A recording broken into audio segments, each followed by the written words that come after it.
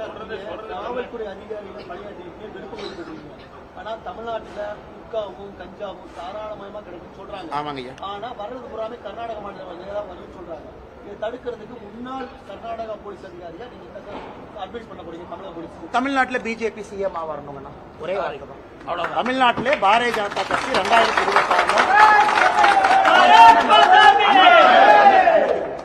தமிழ்நாட்டிலே பாரதிய ஜனதா கட்சி தேசிய ஜனநாயக கூட்டணி 2026 ஆட்சிக்கு வரும். ஒரே வாய்ப்பா தான். நான் பத்திரிகையில் 1008 சொல்லலாம். நாங்கள் வந்தால் மட்டும்தான் இதற்கு விமோசனம். கஞ்சா குட்கா என்னென்ன இருக்கோ இரும்பு கரத்தை கொண்டு அடக்கக்கூடிய ஒரே ஒரு கட்சி பாரதிய ஜனதா கட்சி, தேசிய ஜனநாயக கூட்டணி. அதற்கு மக்கள் எங்களுக்கு வாய்ப்பு கொடுப்பாங்க, நம்புறேன்.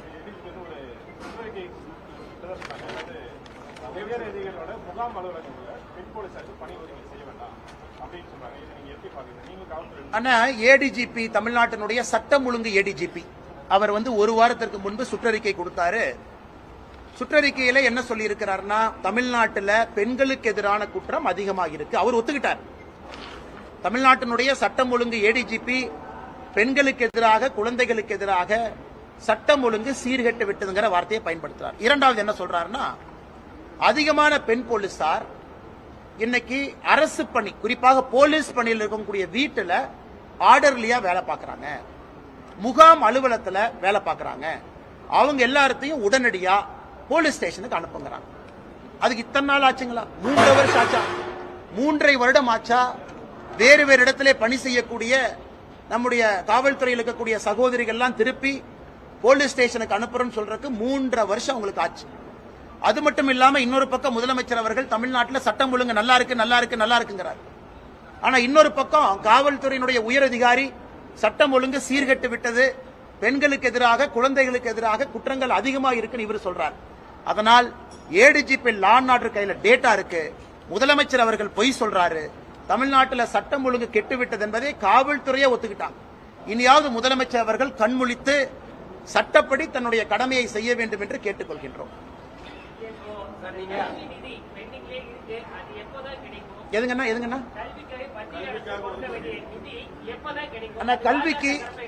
கல்விக்குங்கன்னா மத்திய அரசு கொடுக்க வேண்டிய நிதியை கொடுத்துக்கிட்டு இருக்கிறாங்க. நேற்று கரூர் பொதுக்கூட்டத்தில் பேசும்பொழுது சொன்னேன், மாநில அரசு தன்னுடைய பட்ஜெட்டில் கல்விக்காக ஒதுக்கக்கூடிய பணம் 44,000 கோடி. கடந்த 4 ஆண்டுல மட்டும் 1,53,000 கோடி தமிழக அரசு பட்ஜெட்ல கல்விக்கு ஒதுக்கி இருக்கிறாங்க. மத்திய அரசு கல்விக்கு நிதி கொடுக்கறாங்க, பல காம்பனண்டா வருதுங்கண்ணா. அதுல ஒரே ஒரு காம்பனண்டா சமகிரக சிக்ஷா ஃபண்ட், இது ஒரு காம்பனண்ட். அந்த 2,000 கோடி ரூபாய் நாம் என்ன சொல்றோமோ அது தமிழகத்திற்கு கொடுக்கப்பட வேண்டிய கல்வி நிதி இல்லைங்கண்ணா. தமிழகத்திற்கு கொடுக்கப்பட வேண்டிய பல கல்வி நிதிகள்ல அதுவும் ஒரு நிதி, அப்படிதான் பார்க்கணும். அதை இவங்க அப்படியே பொய் பேசி மாத்தி அந்த 2,000 கோடி ரூபாய் மொத்தமாக தமிழ்நாட்டிற்கு கல்விக்கு கொடுக்கறாங்க. இதை விட்டு வேற பணமே மத்திய அரசு கொடுக்கல. மத்திய அரசு கொடுக்கக்கூடிய பல நிதி கல்விக்கான நிதியில ஒரு பதி சமகிரக சிக்ஷா.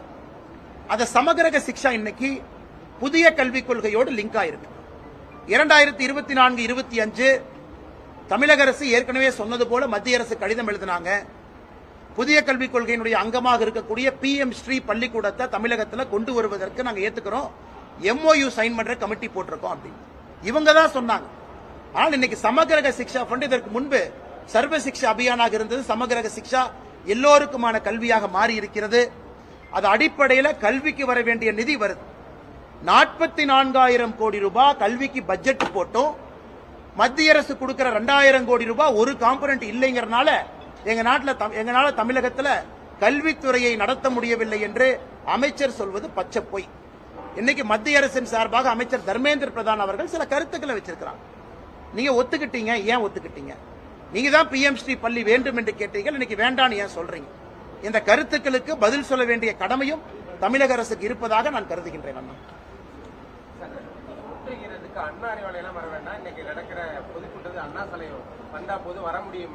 அண்ணா, இன்னைக்கு நானு இங்க நம்ம சேலத்துல கல்யாணத்துக்கு தேதி கொடுத்து இங்க இருக்கேன், பொண்ணு மாப்பிள்ளையை பார்க்கறேன், உங்களோட பேசிட்டு இருக்கேன். நாளைக்கு காசி போறேன், காசி தமிழ் சங்கமம், கும்பமேளா போறேன். போயிட்டு கோயம்புத்தூர்ல அமித்ஷாஜி வர்றாங்க. நான் சென்னைக்கு எப்ப போறனோ, அடுத்த வாரம் போக இருக்கிறேன். சென்னைக்கு எப்ப போறனோ அண்ணா சாலையில எங்க வரணும் திமுக காரன் நாளையும் தேதியும் இடத்தையும் குறிக்கட்டும். அண்ணா சாலைன்னா பொத்தம்புதுவா எங்க? நீ இடத்த முடிவு பண்ணு. அண்ணா சாலைக்கு நான் வர்றேன், இடத்த குறிப்பிட. அண்ணா சாலைக்கு இங்க வாங்க, அண்ணா சாலைக்கு இங்க வாங்க. நான் தனியாளா வர்றேன். பாரதிய ஜனதா கட்சியினுடைய தொண்டர் யாரும் என் கூட வர மாட்டாங்க. தனியாளா ஒத்தாளா வர்றேன். நீ மொத்த படையும் திமுக படையும் மொத்த போலீஸ் போர்ஸை வச்சு நீ தடுத்து நிறுத்தி பாரு. நேற்று நான் சொன்னதிலிருந்து எப்பொழுதும் பின்வாங்க போவது இல்லை. நான் நேற்று சொன்னேன், கெட் அவுட் மோடி அப்படிங்கிற வார்த்தையை தமிழ்நாட்டினுடைய துணை முதலமைச்சர் உதயநிதி ஸ்டாலின் மேடையில் பயன்படுத்தினார். அவர் வாயிலிருந்து அவர் வரட்டும். இன்னைக்கு சமூக வலைதளத்தில் பார்க்கிறேன், ஒரு பக்கம் கெட் அவுட் மோடின்னு ஒரு குரூப், இன்னொரு பக்கம் பால்டாயில் பாபுன்னு ஒரு குரூப். 2 பேரும் சமூக வலைதளத்தில் கருத்து பரிமாற்றம் நடந்து கொண்டிருக்கிறது. நாளைக்கு காலையில் இன்னைக்கு முழுசுமா திமுக ஐடி விங்கு எல்லாம் சேர்ந்து நீங்க முக்கி இன்னைக்கு முழு ராத்திரி உட்கார்ந்து கெட் அவுட் மோடின்னு எவ்வளவு ட்வீட் போடுங்களோ போடுங்க. நாளைக்கு காலையில 6 மணிக்கு என்னுடைய ட்விட்டர்ல சரியா 6 மணிக்கு காலையில கெட் அவுட் ஸ்டாலின் நான் ட்வீட் போடுறேன். எவ்வளவு ட்வீட் அது போகுதுன்னு பார்க்கலாம். நான் சவால் விடுறேன், மொத்த திமுக ஐடி விங்க்கு சவால் விடுறேன். உனக்கு 24 மணி நேரம் நான் டைம் கொடுத்துட்டேன். நேற்று நைட் நீ ஆரம்பிச்ச, நாளைக்கு காலையில 6 மணி வரைக்கும் உனக்கு டைம் கொடுக்குறேன். அரசு இயந்திரம் எல்லாத்தையும் பயன்படுத்தி கெட் அவுட் மோடின்னு எவ்வளவு ட்வீட் போட முடியுமோ போட்டுக்க. நாளைக்கு காலையில 6 மணிக்கு நான் ஆரம்பிக்கிறேன். என்னுடைய முகநூல்ல இருந்து கெட் அவுட் ஸ்டாலின், தமிழ்நாட்டிலிருந்து ஸ்டாலின் வெளியே போ. ஆட்சி செய்ய தெரியல, சட்டம் ஒழுங்க பாதுகாக்க முடியல, எங்கள் வீட்டில் இருக்கக்கூடிய குழந்தைகளுக்கு பாதுகாப்பு இல்ல, தரமான எந்த ஒரு வசதியும் இல்ல. அதனால ஸ்டாலின் அவர்களே, நீங்களும் தமிழ்நாட்டை விட்டு வெளியேறுங்கன்னு நாளைக்கு காலையில 6 மணிக்கு என்னுடைய முகநூல்ல கெட் அவுட் ஸ்டாலின் ஆரம்பிக்கிறேன். இன்னைக்கு நீங்க எவ்வளவு ட்வீட் போட்டீங்களோ மொத்தமா குறிப்பெடுத்து கணக்கெடுத்து எழுதி வச்சுக்கங்க. நாளைக்கு 6 மணியிலிருந்து பிஜேபியினுடைய காலம். நாங்க எவ்வளவு போடுறோம் குறிப்பெடுத்து கணக்கு பாடு. நீ போடுற ட்வீட்டுக்கும் பாரதிய ஜனதா கட்சியினுடைய தொண்டர்கள் பொதுமக்கள் போடுற ட்வீட்டுக்கும் எவ்வளவு வித்தியாசம் இருக்கு? நாளானைக்கு காலையில் இந்த பஞ்சாயத்தை முடிவு கொண்டு வரலாம். இன்னைக்கு ஒரு நாள் உனக்கு கொடுத்துட்டேன், திமுக காரங்களுக்கு கொடுத்தாச்சு, எவ்வளவு வேணுமோ போட்டுக்க. நாளைக்கு எங்களோட நாள் காலையில 6 மணிக்கு நான் ஆரம்பிக்கிறேன். கெட் அவுட் ஸ்டாலின், நீ முழு இந்தியாவும் சேர்ந்து எங்களை விட அதிகமா நீ ட்வீட் போட்டு காமிச்சு சவால் விடுறேன். ஏன்னா நம்முடைய அரசியல் இப்படித்தாங்க இருக்கும், யாரையும் பயந்தலாம் இல்லை. அதே போல அண்ணன் கேட்ட கேள்வி, அண்ணா நகர் 26ஆம் தேதிக்கு மேல திரும்ப தமிழ்நாட்டில் இருக்கேன். கும்பமேளா போயிட்டு வந்து நேரத்தை இடத்தை அண்ணா சாலையில இங்க வந்து காட்டுன்னு சொல்லு. 19 அண்ணா சாலையில நான் வர தினத்து வர முடியும், வர்றேன். இடத்த சொல்லு, ஒரே ஆள் வர்றேன், எல்லாம் தடுத்து நிறுத்து. அதனால உதயநிதி ஸ்டாலின் அவர்களுக்கு அவருடைய பாணியில தான் இனி பதில். மரியாதை கொடுத்தா மரியாதை, மரியாதை இல்லை என்றால் என்னுடைய வாயிலிருந்து உதயநிதி ஸ்டாலின் சம்பந்தப்பட்டமாக வரக்கூடிய வார்த்தையில மரியாதை இருக்காது. போதிய வசதி ஏற்படுத்தி தராதனால தமிழகத்திலிருந்து போன விளையாட்டு கூட ட்ரெயின்ல இடவசதி இல்லாம அவர்களை வெளியேற்றப்பட்டதா உதயநிதி ஸ்டாலின் குற்றச்சாட்டு வச்சிருக்காரு. அவர்களுக்கு விமானத்து மூலியமா மாற்று ஏற்பாடு செஞ்சிருக்கிறதா அவர் தெரிவிச்சிருக்காரு. அண்ணே, கும்பமேளாக்கு தமிழ்நாட்டினுடைய மக்கள் தொகை மொத்தமா 8.5 கோடி. அதை விட 9 மடங்கு கும்பமேளாக்கு வந்துட்டு போயிட்டாங்க. இன்னைக்கு கும்பமேளாவுக்கு வந்திருக்கக்கூடிய மக்கள் மட்டுமே 70 கோடியை தாண்டி இருக்கு. இந்தியாவுடைய மக்கள் தொகை 144 கோடி. நானும் இன்னும் 2 நாட்கள்ல செல்ல இருக்கிறாங்க. இவங்க சென்னையில நடத்துற ஒரு ஏர் ஷோ துப்பு இல்லாம நடத்த தெரியாதவங்க. 10,000 பேர் சேர்ந்த அந்த இடத்தை நடத்த தெரியாத திராவிட முன்னேற்ற கழகம் 70 கோடி பேர் சேரக்கூடிய கும்பமேளாவை நம்முடைய பாரதிய ஜனதா கட்சியினுடைய ஆட்சி ஐயா முதலமைச்சர் யோகி ஆதித்யநாத் அவர்கள் நடத்தி காட்டிட்டு இருக்கிறாங்க. அதனால இப்படியே நீங்க பேசிட்டு தெரியுங்க. தமிழ்நாட்டு மக்கள் தொகையை விட 9 மடங்கு, ஒரு மாநிலத்தை விட 9 மடங்கு மக்கள் ஒரு இடத்துல சேர்றாங்க. அதை அங்கே ஒரு முதலமைச்சர் நிர்வாகம் செய்து காட்டிக் கொண்டிருக்கின்றார். இப்படியே பேசுங்க, இப்படியே பேசுங்க. 70 கோடி பேர் ஒரு இடத்துக்கு போகும் பொழுது ட்ரெயின்ல போறாங்க, பிளைட்ல போறாங்க, பஸ்ல போறாங்க, கார்ல போறாங்க. அத்தனை பேர்த்துக்கு உலகத்திலேயே உலகத்தினுடைய சரித்திரத்துல எங்கேயும் 70 கோடி பேர் உலகத்தினுடைய சரித்திரத்துல சேர்ந்ததில்லை. மெக்கா சவுதி அரேபியா 2 கோடி, திருப்பதி ஒரு வருஷம் ஃபுல்லா 3 கோடி, ஒரு வருஷம் ஃபுல்லா திருப்பதி 3 கோடிங்க. ஒரு இடத்துல ஒரு மாசத்துல 70 கோடி பேர்னா சாதாரண நம்பரா? அதனால இப்படியே பொய்யை சொல்லி உதயநிதி ஸ்டாலின் அவர் பேசிக்கிட்டு இருக்கட்டும். மக்களுக்கு உண்மை தெரியும், அவர்கள் பார்த்துக் கொண்டிருக்கின்றார். பாலியல் குற்றம், கல்வி நிலையங்கள் பூரா கற்பழிப்பு கூட மாறுறதுக்கும் போக்சோ ஆக்ட் அதிகரிக்கிறதுக்கும் என்ன சார் காரணம்? ஆனா 2 காரணங்கண்ணா. ஒன்று, சமூக வலைத்தளம் அதனுடைய பரவல் வந்து இன்னைக்கு கல்லூரி மாணவர்கள்ட்ட ரொம்ப அதிகமா இருக்கு. நம்ம எல்லா இடத்துலயும் காவல்துறையை நாம் குறை சொல்றோம், காவல்துறை இன்னும் கடுமையா பணி செய்யணும், சட்டத்தை கொண்டு வரணும்னு சொல்றோம். அது ஒரு பக்கம். இன்னொரு பக்கம் சமூக வலைதளத்துல ஆபாசமான விஷயங்கள் எல்லாருடைய இல்லத்திற்கு வாசலை தாண்டி செல்போனுக்குள்ள வந்து உட்காருங்க. உலகம் அந்த மாதிரி மாறிடுச்சு. நம்முடைய குழந்தைகளுக்கும் நல்லது கெட்டது சொல்றதுக்கான அந்த குடும்ப சூழல் கெட்டு போச்சுக்கணும். ஒரு தாத்தா பாட்டியோ ஒரு குடும்பத்துல பெரியவங்க உட்கார்ந்து நல்லது கெட்டது பேசுறதுக்கான நேரம் இல்லை. ஒரு பையன் வீட்டுக்குள்ள இருக்கான், பொண்ணு வீட்டுக்குள்ள இருக்காங்கன்னா கூட அப்பா அம்மாக்கு பையன் பொண்ணு என்ன படிக்கிறாங்கன்னே தெரியாது. ஏன்னா ரூம்குள்ள போயிடுறாங்க, காலேஜுக்கு போறாங்க, கண்காணிப்பு இல்லை. ஆனால் இன்னைக்கு தமிழகத்துல ஒரு பக்கம் காவல்துறையால் தடுக்கக்கூடிய குற்றங்கள் அதிகமாகிறது, அது சரி பண்ணணும். இன்னொரு பக்கம் காவல்துறையால் தடுக்க முடியாத குற்றங்களும் அதிகமாயிட்டு. கல்லூரி மாணவர்கள் கோயம்புத்தூர்ல 7 பசங்க ஒரு பொண்ணு, அந்த 7 பசங்களும் 4 காலேஜ்ல படிக்கிறாங்க. அந்த 7 பேரு வெளியே ரூம் எடுத்து தங்கியிருக்காங்க. இந்த பாப்பா இன்னொரு பக்கம். அதுக்குள்ள நான் போக விரும்பலீங்கன்னா, அதெல்லாம் நடக்கக்கூடாத நிகழ்வு. சமுதாயம் கெட்டுவிட்டது என்பதற்கு ஒரு உதாரணம். அன்னைக்கு சமீபத்தில் பார்த்தேன், 15 வயது ஒரு பெண் கர்ப்பமாயிட்டாங்க. கர்ப்பமாயி 6 மாசத்துல தான் அம்மாவுக்கே தெரியுது. இது எப்படிங்கன்னா, அப்பா அம்மாவுடைய கண்காணிப்பு இருக்கணும். செல்போன்ல என்ன பாக்குறாங்க, செல்போன்ல எப்படி பயன்படுத்துறாங்க, யார் அவங்க நண்பர்கள், வீட்டுக்கு யாரை கூட்டிட்டு வர்றாங்க, இது எல்லாம் கூட கண்காணிக்க வேண்டிய பொறுப்பு பெற்றோர்களுக்கு இருக்கு. ஆனால் நம்ம கடமையும் நம்ம தவற விடக்கூடாது. நம்ம காவல்துறையின் மீது குற்றம் சுமத்துகின்றோம் ஒரு பக்கம், அப்பா அம்மாக்களாக நம்முடைய கடமை தவறவிடக்கூடாது. இதுக்கு அடுத்தது கல்லூரியில கொஞ்சம் ஆன்மீகத்தையும் கொண்டு வரணும். நல்ல வாழ்க்கை, ஒழுக்கமான வாழ்க்கை. ஹிந்து மதம், இஸ்லாம் மதம், கிறிஸ்துவ மதம், எல்லா மத போதனையிலையும் குட் பார்ட்ஸ் ஆஃப் லைஃப், வாழ்க்கை எப்படி வாழ்றது, மாரல் சயின்ஸ் நம்ம சொல்றோம். ஒரு பகவத்கீதையாக இருக்கட்டும், குரானாக இருக்கட்டும், பைபிளாக இருக்கட்டும், அதையும் நம்முடைய மாணவ செல்வங்களுக்கு எடுத்து சொல்லணும். ஒரு கல்லூரியில, ஒரு பள்ளிக்கூடத்துல மதத்தையும் அப்பப்ப நம்ம பேசணும். மதத்திலிருந்து வரக்கூடிய விஷயங்கள் என்ன, ஏன்னா வெறும் பிசிக்ஸ் கெமிஸ்ட்ரி மட்டும் டீச் பண்ண வேலைக்கு ஆகாதுன்னா, நல்ல மனிதனாக வர வேண்டும் என்று நினைத்தால் ஒரு மதமும் என்ன போதிக்குது, ஒரு மதத்தினுடைய புனித புத்தகம் என்ன போதிக்குது, அதையும் நம்ம கொண்டு வரணும். கடைசியாங்கன்னா ரோட்டரி, லயன்ஸ் கிளப், இந்த மாதிரி இருக்கக்கூடிய சமூக நிறுவனங்கள் எல்லாம் நிறைய பயிற்சி வகுப்புகளை ஆரம்பிக்கணும். சமுதாய இயக்கங்களோடு இணைந்து குட் டச், பேட் டச். ஒரு பெண் குழந்தைய ஸ்கூலில் எங்க தொடலாம், எங்க தொடக்கூடாது. இன்னைக்கு மேலை நாடு பாத்தீங்கன்னா ஒரு குழந்தைக்கு ஃபர்ஸ்ட் என்ன சொல்லி கொடுக்குறாங்கன்னா, அப்பா அம்மா எங்க தொடலாம், ஆசிரியர் எங்க தொடலாம். ஏன்னா அந்த குழந்தைக்கு தெரியாது தப்பான இடம் எது, சரியான இடம் எதுன்னு குழந்தைக்கு தெரியாது. ஐரோப்பிய நாடுகள்ல ஒரு பாடமே குட் டச், பேட் டச். அந்த குழந்தைக்கு 6 வயசுல சொல்லி கொடுக்குறாங்க. அதையெல்லாம் நம்முடைய பள்ளிக்கூடத்துல சொல்லி கொடுக்கும் பொழுது சில இடத்துல பள்ளி ஆசிரியர்களே தவறு செய்யறாங்க. அந்த குழந்தை போன வாரம் பாத்தீங்கன்னா 1098க்கு போன் பண்றாங்க. தேசிய குழந்தை காப்பக எண்ணுக்கு போன் பண்ணி அங்கிருந்து தமிழ்நாட்டுக்கு போன் பண்ணி வர்றாங்க. இதையெல்லாம் பண்ணா மொத்தமா அண்ணன் கேட்ட கேள்விக்கு இவ்வளவு விஷயம் செய்யணுங்கன்னா, வெறும் காவல்துறையை ஒரு லெவலுக்கு மேல நான் குற்றம் சுமத்த விரும்பல.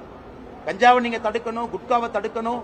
ஒரு காவல்துறை எப்படி கல்லூரிக்குள்ளேயும் வீட்டுக்குள்ளேயும் எப்படி போவாங்க, ஒரு காவல்துறை செல்போன்ல நீங்கள் நானும் பார்க்கறது எப்படி பார்ப்பாங்க. ஆனால் ஒட்டுமொத்தமாக எல்லோரும் இணைந்து செயல்பட வேண்டும் என்பது என்னுடைய கருத்து.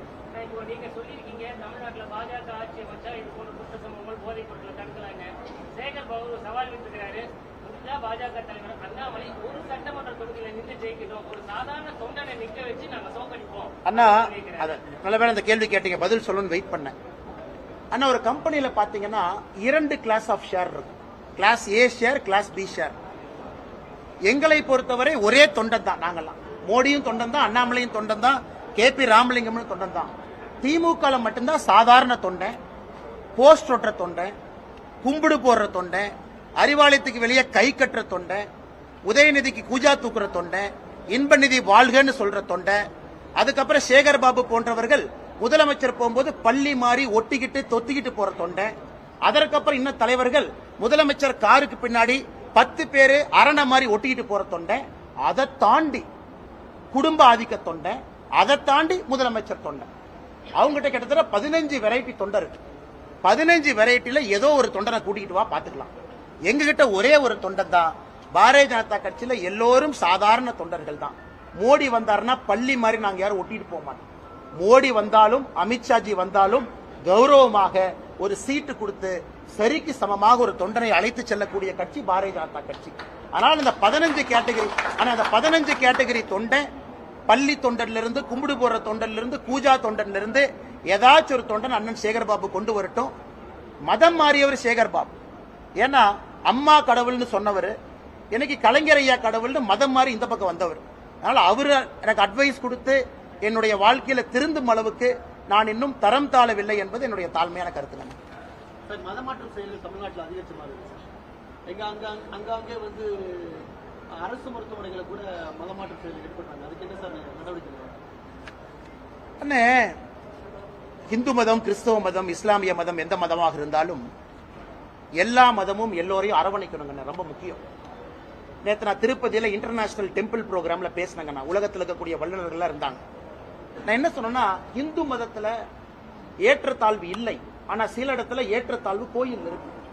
அதை எடுக்க வேண்டிய பொறுப்பு இந்து மதத்தில் பிறந்த ஒருத்தருக்கு இருக்கு. எல்லாருக்கும் கடவுளை பொறுத்த வரைக்கும் சமந்தான். பணம் இருக்கிறவங்க கடவுளை முன்னாடி போய் பார்க்கலாம், பணம் இல்லாதவங்க கடவுளை பின்னாடி இருந்து பார்க்கணும். அது எனக்கு ஏற்புடையது இல்லைங்க.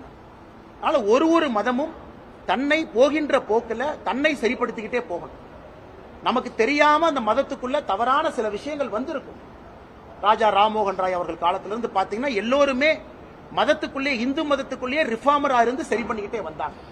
இன்னைக்கும் தமிழகத்துல கோவிலுக்குள்ள சில சமுதாயத்தை சார்ந்தவர்கள் போக முடியாத நிலைமை இன்னைக்கு இருக்கு. அதை சரி பண்ண வேண்டிய கடமை இந்து மதத்தில் பிறந்த ஒருத்தருக்கு இருக்கு. அதே மாதிரி விஐபி கலாச்சாரம். ஒரு கடவுளை பார்ப்பதற்கு 5000 ரூபாய் பணம் கொடுத்தீங்கன்னா முன்னாடி, 1000 ரூபாய் பணம் கொடுத்தா பின்னாடி, ஒண்ணுமே இல்லைன்னா கடைசி. அதையும் நாம பண்ணணும். ஆனா மதமாற்றம் ஒரு பக்கம் இருக்கு, தடுக்கணுங்க. இன்னொரு பக்கம் அனைவரும் சமம் என்பதை இந்து மதத்தில் இருக்கக்கூடிய ஒரு நண்பரும் தொடர்ந்து உணர்த்திக்கிட்டே இருக்கும். அது நம்முடைய கடமை, ஒரு இந்துவனுடைய கடமை. இந்த மதம் அனைவருக்கும் சமம், ஏற்றம் தாழ்வு இல்லை. ஒருவேளை வந்துருச்சுன்னா நாமளே சரி பண்ணணும், உள்ளூருக்குள்ள சரி பண்ணணும். ஒரு கோயில்ல நிக்கிறோம், தாழ்த்தப்பட்ட சமுதாயம் ஒரு வார்த்தையை வச்சிருக்கோம். அந்த ஊர்ல கெசட்டு படி யாரு இந்த சமுதாயம் சொல்றாங்களோ நீங்க கூப்பிட்டு நம்முடைய சகோதர சகோதரிகளை சாமி பக்கத்துல நிக்க வச்சு சாமி கும்பிட சொல்லுங்க. இதையெல்லாம் செய்ய வேண்டியவங்க இந்து மதத்தில் இருக்கக்கூடிய பெரியவங்க செய்யணும். இதெல்லாம் நடந்தால் மதமாற்றம் என்பது எப்பொழுதும் இந்தியாவில் நடக்காதுங்க. அதனால் நான் இன்னர் ரீஇன்ஜினியரிங் நடத்தணும்னு சொல்றேன். அப்படி இருக்கும் பொழுது இந்து மதம் என்பது எத்தனை ஆண்டு காலம் இருந்திருக்கிறது, இன்னும் இருக்கும். இதை தொடர்ந்து செய்ய வேண்டிய கடமையும் பொறுப்பும் இந்துவாக இருக்கக்கூடிய ஒருத்தருக்கு இருக்கு. அது இஸ்லாம் மதத்தில் இருக்கவங்களுக்கு அது இருக்கு, கிறிஸ்துவ மதத்துக்கு இருக்கு. எனக்கு ஆல்டர்ல இவங்க தான் போக முடியும், சர்ச்சு காயர்ல நான் தான் சிங் பண்ண முடியும் அப்படிங்கிற பிரச்சனை மற்ற மதத்திலும் இருக்கு.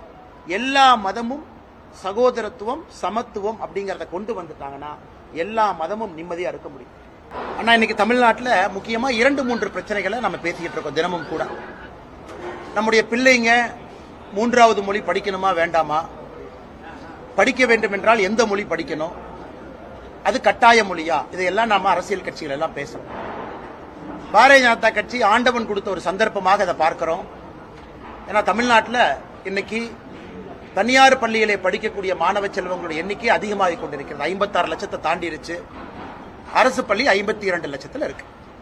அப்படி இருக்கும் பொழுது சிபிஎஸ்இ பள்ளிகள் 2006 அப்ப பாத்தீங்கன்னா 200 பள்ளிகளுக்கு குறைவாக இருந்த சிபிஎஸ்இ இன்னைக்கு 2025 2010 பள்ளிகளை தாண்டி இருக்கு. சிபிஎஸ்இ பள்ளிகள் ஒரு ஆண்டும் கூட தமிழகத்திலே பெரும் வளர்ச்சி. நிறைய பேர் சிபிஎஸ்இ ஸ்கூல் வேணும்னு கேட்கிறாங்க. ஐபியாக இருக்கட்டும், ஐசிஎஸ்சியாக இருக்கட்டும், இதுவும் கூட ஒரு பெரிய வளர்ச்சியை பார்க்குது.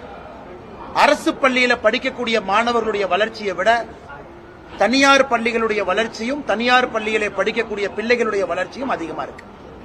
இந்த நேரத்தில் பாரதிய ஜனதா கட்சி கம்பீரமாக, ஆணித்தரமாக சொல்லுகின்றோம், தமிழகத்தில் 3 மொழிகளை குழந்தைகள் நம்முடைய பாரத பிரதமர் நரேந்திர மோடி ஐயா புதிய கல்விக் கொள்கையில சொல்லியிருப்பது போல படிக்கணும். நம்முடைய பாடமொழி தமிழ் மொழியில் இருக்கணும், ஆங்கில மொழி இருக்கணும். ஒரு விருப்ப மொழியாக ஒரே ஒரு பேப்பர், ஒரே ஒரு லாங்குவேஜ் பேப்பர் விருப்ப மொழியாக ஏதாவது ஒரு இந்திய மொழியில் இருக்கணும். அது நம்முடைய திராவிட மொழியாக இருந்து இருக்கக்கூடிய மலையாளமோ, கன்னடமோ, தெலுங்கு இந்த மாதிரி இருந்தாலும் சந்தோஷம். ஹிந்தி, சமஸ்கிருதம் ஏதாவது ஒரு மொழி விருப்ப மொழியாக மக்கள் எடுத்து படிக்கணும். ஒரு அரசியல் கட்சி தலைவர்கள் கருத்து சொல்றாங்க, ஏக மனதாக எல்லா அரசியல் கட்சிகளும் ஒரு பக்கம் நிக்கிறாங்க, பாரதிய ஜனதா கட்சி நாம ஒரு பக்கம் நிக்கிறோம். இதான் ஒரு வார காலமா பாக்குறேன். நாம ஒரு அரசியல் கட்சி தலைவர் நடத்தக்கூடிய பள்ளிகளையும் நம்ம சொல்லிக்கிட்டே வர்றோம். எப்படி திராவிட முன்னேற்ற கழகத்தில் நிறைய பள்ளிகள் நடத்துறாங்க, ஹிந்தி கட்டாயமா சொல்லி கொடுக்கறாங்க. இது பல ஆழமா பேசணும். இன்னைக்கு தமிழக வெற்றி கழகத்தினுடைய தலைவராக இருக்கக்கூடிய ஐயா விஜய் அவர்கள் என்ன சிபிஎஸ்இ பள்ளி நடத்துறாங்க அப்படின்னு நாம பேசணும்.